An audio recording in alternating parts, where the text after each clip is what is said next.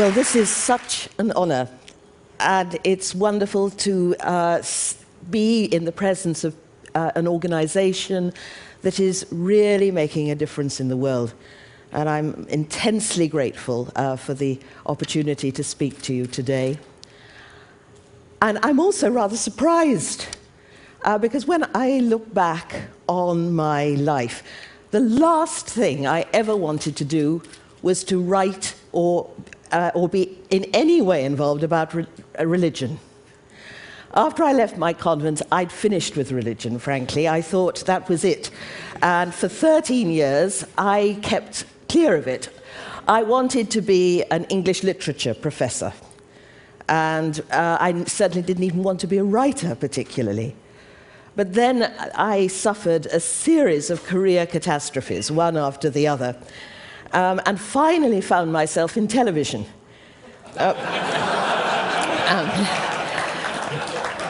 I said that to Bill Moyers, and he said, "Oh, we take anybody." And I was doing some rather controversial religious programs. This went down very well in the UK, where religion is extremely unpopular. And so for once, the only time in my life, I was finally in the mainstream. But I got sent to Jerusalem to make a film about early Christianity. And there, for the first time, I encountered the other religious traditions, Judaism and Islam, the sister religions of Christianity. And while I found I knew nothing about these faiths at all, despite my own intensely religious background, I'd seen Judaism only as a kind of prelude to Christianity, and I knew nothing about Islam at all.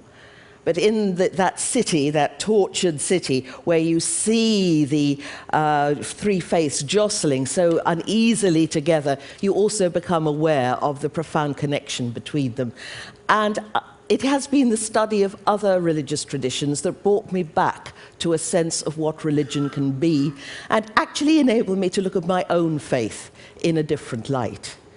And I found some astonishing things in the course of my study that had never occurred to me. Frankly, in the days that when I thought I'd had it with religion, I just found the whole thing absolutely incredible. These doctrines seemed unproven, abstract, and to my astonishment, when I began seriously studying other traditions, I began to realize that belief, which we make such a fuss about today, is only a very recent religious enthusiasm. It surfaced only in the West in about the 17th century. The word belief itself originally meant to love, to prize, to hold dear. In the 17th century, it narrowed its focus, for reasons that I'm exploring in a book I'm writing at the moment, to mean an intellectual assent to a set of propositions. Credo, I believe, it did not mean I accept certain creedal articles of faith. It meant I commit myself, I engage myself. Indeed, some of the world traditions think very little of religious orthodoxy. In the Quran, religious opinion, religious orthodoxy is dismissed as zanna, self-indulgent guesswork about matters that nobody can be certain of one way or the other, but which makes people quarrelsome and stupidly sectarian. So if religion is not about believing things, what is it about? What I've found across the board is that religion is about behaving differently. Instead of deciding whether or not you believe in God, first you do something, you behave in a committed way, and then you begin to understand the truths of religion. And religious doctrines are meant to be summons to action. You only understand them when you put them into practice. Now, pride of place in this practice is given to compassion. And it is an arresting fact that right across the board, in every single one of the major world faiths, compassion, the ability to feel with the other, in the way we've been thinking about this evening, is not only the test of any true religiosity, it is also what will bring us into the presence of what Jews, Christians, and Muslims call God, or the divine. It is compassion, says the Buddha, which brings you to nirvana. Why? Because in compassion, when we feel with the other, we dethrone ourselves from the center of our world and we put another person there. Once we get rid of ego, then we're ready to see the divine. And in particular, every single one of the major world traditions has highlighted and has said put at the core of their tradition what's become known as the Golden Rule. First propounded by Confucius 5 centuries before Christ. Do not do to others what you would not like them to do to you. That, he said, was the central thread which ran through all his teaching and that his disciples should put into practice all day and every day. And it was the Golden Rule would bring them to the transcendent value that he called Ren, human-heartedness, which was a transcendent experience in itself. And this is absolutely crucial to the monotheisms too. There's a famous story about the great Rabbi Hillel, the older contemporary of Jesus. A pagan came to him and offered to convert to Judaism if the rabbi could recite the whole of Jewish teaching while he stood on one leg. Hillel stood on one leg and said, "That which is hateful to you, do not do to your neighbor. That is the Torah. The rest is commentary. Go and study it." And go and study it, it was what he meant. He said, in your exegesis, you must make it clear that every single verse of the Torah is a commentary, a gloss upon the Golden Rule. The great Rabbi Meir said that any interpretation of Scripture which led to hatred and disdain or contempt of other people, any people whatsoever, was illegitimate. St. Augustine made exactly the same point. Scripture, he says, teaches nothing but charity, and we must not leave an interpretation of Scripture until we have found a compassionate interpretation of it. And this struggle to find compassion in some of these rather rebarbative texts is a good dress rehearsal for doing the same in ordinary life. But now look at our world. And we are living in a world that is where religion has been hijacked. Where terrorists cite Quranic verses to justify their atrocities, where instead of taking Jesus' words, love your enemies, don't judge others, we have the spectacle of Christians endlessly judging other people, endlessly using Scripture as a way of arguing with other people, putting other people down.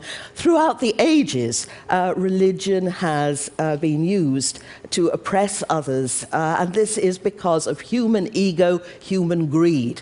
We have a talent as a species for messing up wonderful things. So the traditions also insisted, and this is an important point, I think, that you could not and must not confine your compassion to your own group, your own nation, your own co-religionists, your own fellow countrymen. You must have what one of the Chinese sages called Rian Ai, concern for everybody. Love your enemies, honor the stranger. We've formed you, says the Quran, into tribes and nations so that you may know one another. And this, again, this universal outreach is getting subdued in the strident use of religion, abuse of religion for nefarious gains. Now, I've lost count of the number of taxi drivers who, when I say to them what I do for a living, inform me that religion has been the cause of all the major world wars in history. Wrong. The cause of our present woes are political. But make no mistake about it, religion is a kind of fault line. And when conflict gets ingrained in a region, religion can get sucked in and become part of the problem. Our modernity has been exceedingly violent. Between 1914 and 1945, 70 million people died in Europe alone as a result of armed conflict. And so many of our institutions, even football, which used to be a pleasant pastime, has now causes riots where people even die. And it's not surprising that religion too has been affected by this violent ethos.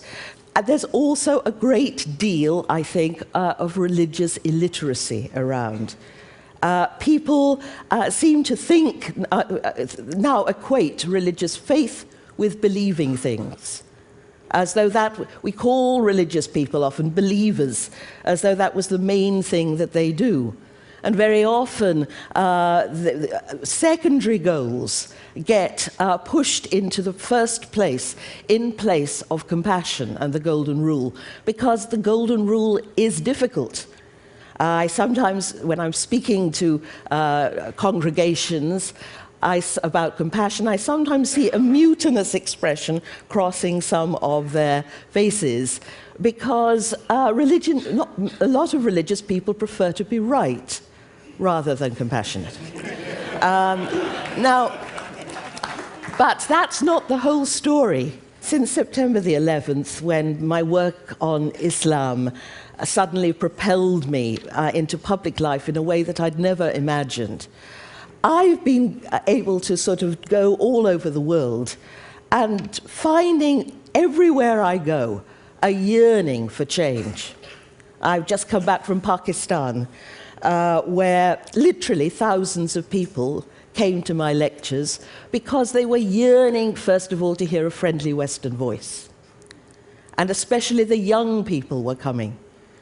And were asking me, the young people were saying, what can we do? What can we do to change things? My hosts in Pakistan said, look, don't be too polite to us. Tell us where we're going wrong. Let's talk together about where religion is failing. Because it seems to me that our current situation is so serious at the moment that any ideology that doesn't promote a sense of global understanding and global appreciation of each other is failing the test of the time. And religion, with its wide following here in the United States, people may be being religious in a different way, as a report has just shown, but they still want to be religious. It's only Western Europe that has retained its secularism, which is now beginning to look rather endearingly old-fashioned. But people want to be religious, and religion should be made to be a force for harmony in the world, which it can and should be, because of the Golden Rule: do not do to others what you would not have them do to you, an ethos that should now be applied globally. We should not treat other nations as we would not wish to be treated ourselves. And these, whatever our wretched beliefs, is a religious matter. It's a spiritual matter. It's a profound moral matter that engages and should engage us all. And as I say, there is a hunger for change out there. Here in the United States, I think you see it in this election campaign. A longing for change, and people in churches all over and mosques all over this continent after September the 11th, coming together locally to create networks of understanding with the mosque, with the synagogue, saying we must start to speak to one another. I think it's time that we moved beyond the idea of toleration and move towards appreciation of the other. There's one story I'd just like to mention. This comes from the Iliad, but it tells you what this spirituality should be. You know the story of the Iliad, the 10-year war between Greece and Troy. In one incident, Achilles, the famous warrior of Greece, takes his troops out of the war, and the whole war effort suffers. And in the course of the ensuing muddle, his beloved friend Patroclus is killed, and killed in single combat by one of the Trojan princes, Hector. And Achilles goes mad with grief and rage and revenge, and he mutilates the body. He kills Hector, he mutilates his body, and then he refuses to give the body back for burial to the family, which means that in Greek ethos, Hector's soul will wander eternally lost. And then one night, Priam, king of Troy, an old man, comes into the Greek camp incognito, makes his way to Achilles' tent to ask for the body of his son. And everybody is shocked when the old man takes off his head covering and shows himself. And Achilles looks at him and thinks of his father, and he starts to weep. And Priam looks at the man who has murdered so many of his sons, and he too starts to weep. And the sound of their weeping filled the house. The Greeks believed that weeping together created a bond between people. And then Achilles takes the body of Hector. He hands it very tenderly to the father. And the two men look at each other and see each other as divine. That is the ethos found too in all the religions. It's what is meant by overcoming the horror that we feel when we are under threat of our enemies and beginning to appreciate the other. It's of great importance that the word for holy in Hebrew applied to God is kadosh, separate, other. And it is often perhaps the otherness of our enemies which can give us intimations of that utterly mysterious transcendence which is God. And now, here's my wish. I wish that you would help with the creation, launch, and propagation of a charter for compassion, crafted by a group of inspirational thinkers from the three Abrahamic traditions of Judaism, Christianity, and Islam, and based on the fundamental principle of the Golden Rule. We need to create a movement among all these people that I meet in my travels, you probably meet too, who want to join up in some way and reclaim their faith, which they feel, as I say, has been hijacked. We need to empower people to remember the compassionate ethos and to give guidelines. This charter would not be a massive document. I'd like to see it, but to give guidelines as to how to interpret the scriptures, these texts that are being abused. Remember what the rabbis and what Augustine said about how scripture should be governed by the principle of charity. Let's get back to that. And the idea, too, of Jews, Christians, and Muslims, these traditions now so often at loggerheads, working together to create a document which we hope will be signed by 1,000 at least of major religious leaders from all the traditions of the world. And you are the people. I'm just a solitary scholar, despite the idea that I love a good time, which I was rather amazed to see coming up on the... I actually spend a great deal of time alone studying, and I'm not very... You're the people with media knowledge to explain to me how we can get this to everybody on the planet. I've had some preliminary talks, and Archbishop Desmond Tutu, for example, is very happy to give his name to this, as is Imam Faisal Rauf, the Imam in New York City. Also, I would be working with the Alliance of Civilizations at the United Nations.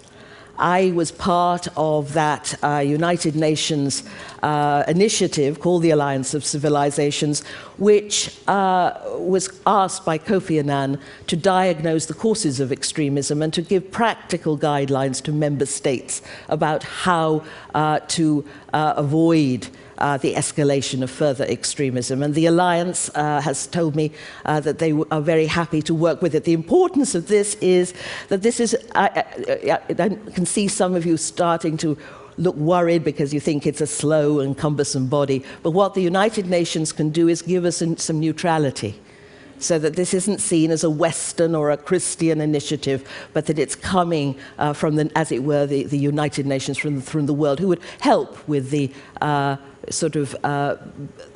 the bureaucracy of this.